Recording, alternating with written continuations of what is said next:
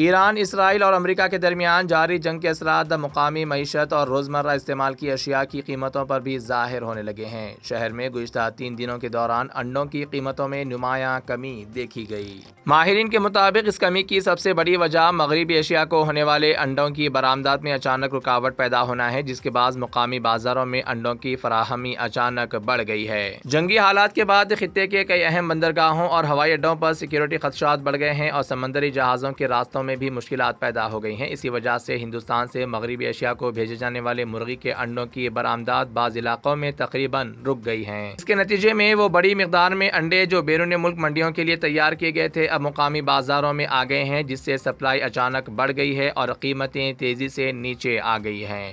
Poultry صنعت سے وابستہ افراد کا کہنا ہے کہ اگر برآمدات کا سلسلہ اسی طرح متاثر رہا تو اس شعبے کو بھاری مالی نقصان اٹھانا پڑ سکتا ہے۔ ان کے مطابق مغربی ایشیا میں جاری جنگ نے نقل و حمل کے نظام اور تجارتی راستوں کو بری طرح متاثر کیا ہے، جس سے وہ تمام کاروبار متاثر ہو رہے ہیں جو اس خطے کو برآمدات پر انحصار کرتے ہیں۔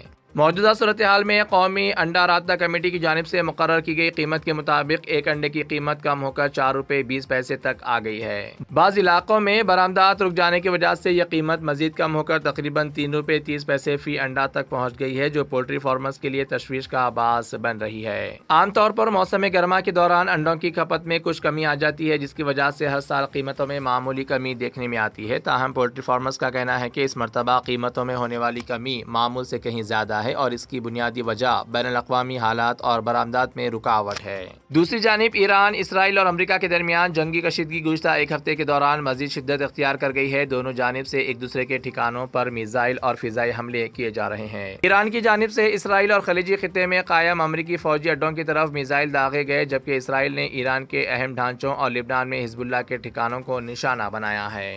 اس جاری تنازع کے نتیجے میں ایران میں 1200 سے زائد افراد ہلاک ہو چکے ہیں، جبکہ لبنان اور اسرائیل میں بھی درجنوں افراد جان سے ہاتھ دھو بیٹھے ہیں۔ جنگ کے پھیلاؤ نے عالمی منڈیوں کو بھی متاثر کیا ہے۔